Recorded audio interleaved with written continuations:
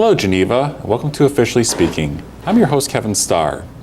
Each month, we sit down with one of our local elected officials to get the latest with your city government. Today, we're joined by 1st Ward Alderman Mike Bruno. Mike, thanks for being here. Oh, thanks. I'm glad to be here. Well, let's jump right into the issues. I know one of the big topics of the day has been the proposed TIF 3 discussion, and those meetings will be, I believe, ongoing throughout July. So, kind of looking at a more bigger picture, what are your thoughts on economic development to kind of help stimulate certain areas of town that might need a little boost here and there? Well, economic development, I think, is one of the core missions of the city, and what's important is that we maintain a diverse tax base, and that's industrial, commercial, residential, right housing mixes. Without getting into details on a TIF, because those ongoing discussions, TIF is one of those larger holistic tools that we use for a larger area that's available to a non-home rule community. But the importance of economic development is to spread the burden so we can provide good services at good value. So I think our staff has done an excellent job, staying on top of that.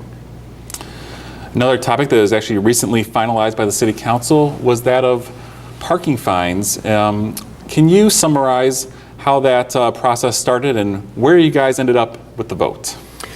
Well, the parking fines adjustment came out of the budget discussions. We hadn't updated our fine structure for some years. We're well behind, comparable communities. We pretty much went on parity, or brought our fines up to parity with other communities.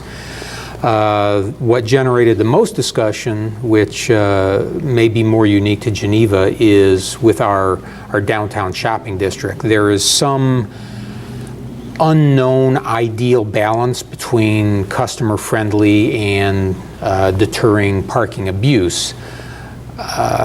Parking abuse can cut into residents or shoppers spending time downtown, but then again, fines too high would appear to be unfriendly. So we tried to strike that balance, and I think we've done a pretty good job. As we know now, the proposed Marquette apartment complex development has been put on hold and is not going to move forward at this point.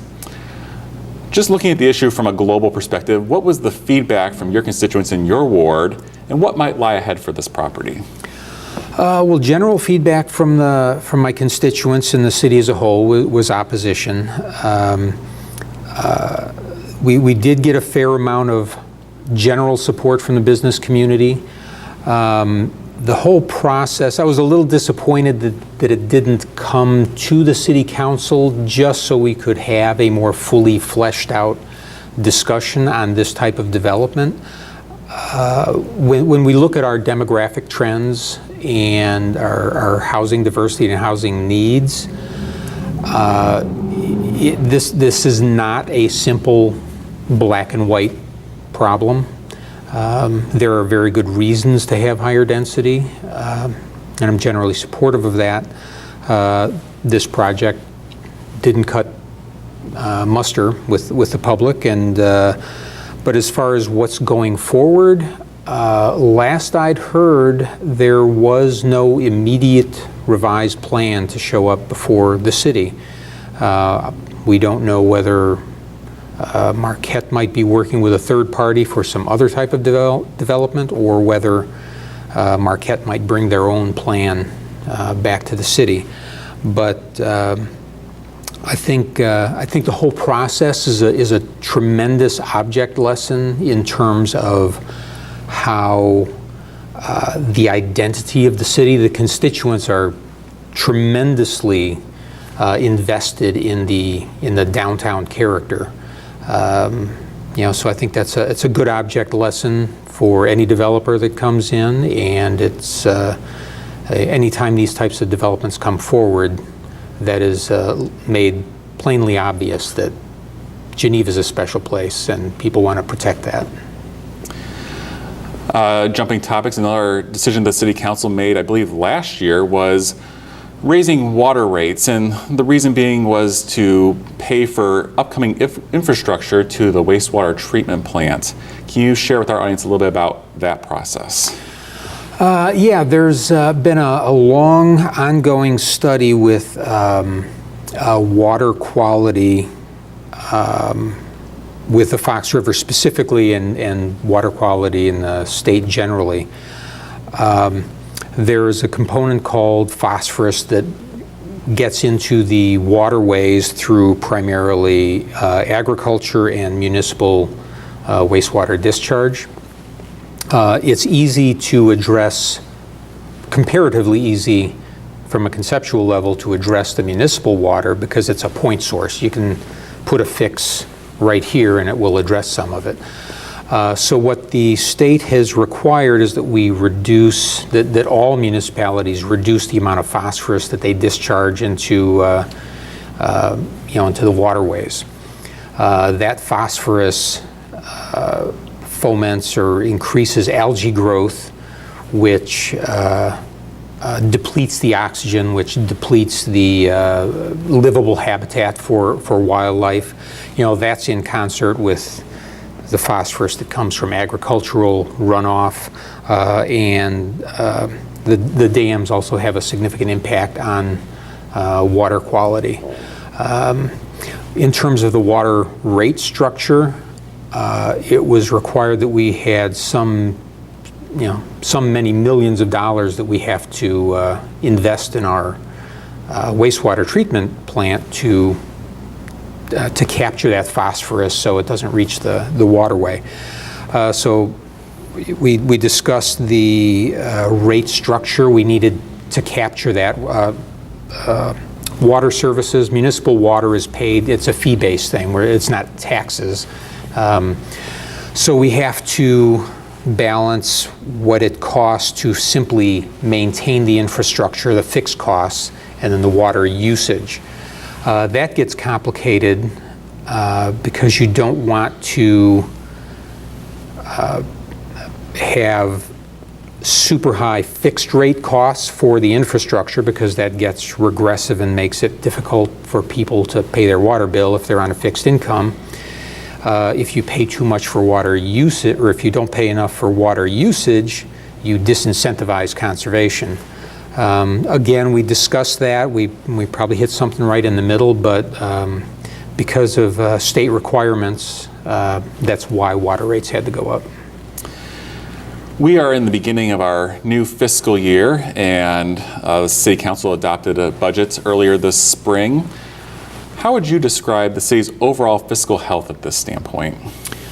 We're in a better position than most. I think if we look back just a few years, I think it was 2013, there was a third-party analysis that we conducted to analyze how effective the city's spending was. And this was all a result of all the budget cuts after the 2008 economic collapse. That analysis said Geneva was delivering better services for less money than comparable communities. We also have the advantage, we've got a good tax base. We want to broaden that. But every community is on pins and needles with the Illinois fiscal situation. Many communities are very, very dependent on state monies. If the state withheld those monies, it would be devastating to some communities. State monies are a smaller portion of our budget because of our strong retail. It would hurt.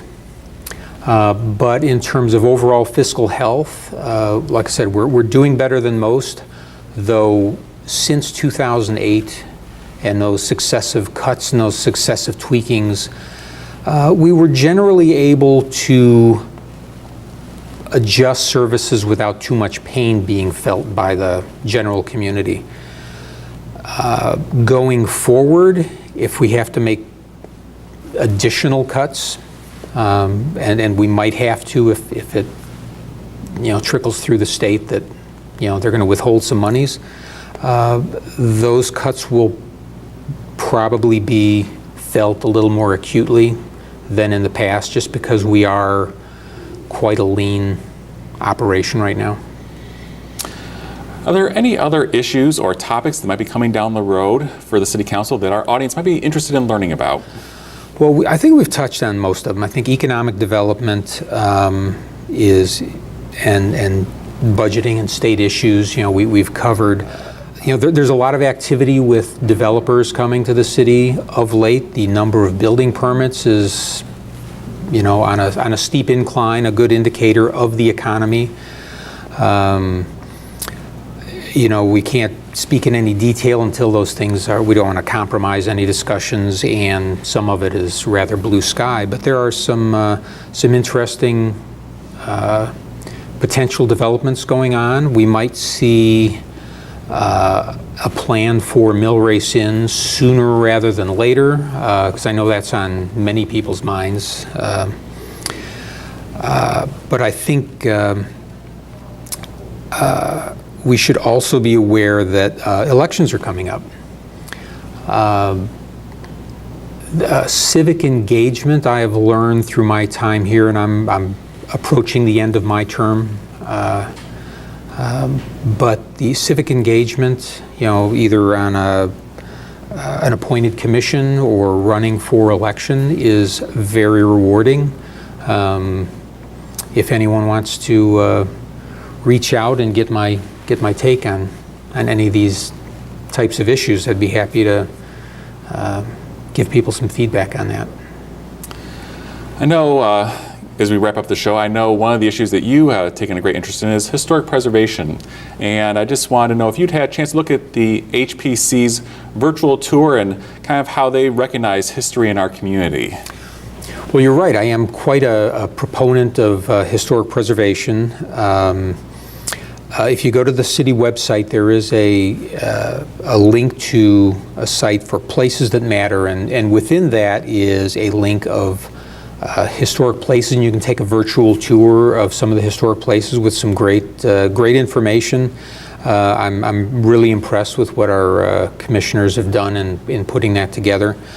But overall, too, the importance of historic preservation for Geneva, as was laid bare by the Marquette discussion, it is truly in the DNA of our population, the historic character of Geneva. And even better, it is a tremendous economic engine for us. It makes us a tourist attraction. It's probably the single most envied aspect of our community by other communities that they wish to emulate. It's not an easy thing to do, because we started in the 70s. It's not something you can just decide at a city council meeting, let's be historic. But that whole virtual tour would be a good entree for people to look at, and that was developed as because this month is the 50th anniversary of the National Historic Preservation Act. And it's done well for Geneva, and I think it can do well for a lot of other communities. That is all the time we have for Officially Speaking. I'd like to thank Alderman Bruno for his time and insight into the City Council. Oh, thank you very much for having me. We also thank you for watching. You'll be tuning in next month to get the official word from your City Council.